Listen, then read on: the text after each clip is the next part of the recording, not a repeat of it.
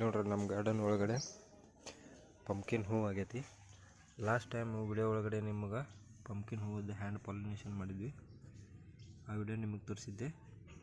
ಈಗ ಆ ಪಂಪ್ಕಿನ್ ಗಿಡ ಏನೈತಿ, ಕುಂಬಳಕಾಯಿ ಗಿಡ, ಇಲ್ಲಿ ಕಾಯಿ ಹಿಡ್ದೈತೆ ನೋಡ್ರಿ. ಈಗ ಇದಿಷ್ಟು ದೊಡ್ಡದಾಗೈತಿ, ಇದು ಸಕ್ಸಸ್ ಆಗೈತಿ. ಆಮೇಲೆ ಇಲ್ಲೂ ಕೂಡ ಹೂವು ಬರ್ತಾ ಇದ್ದಾವೆ.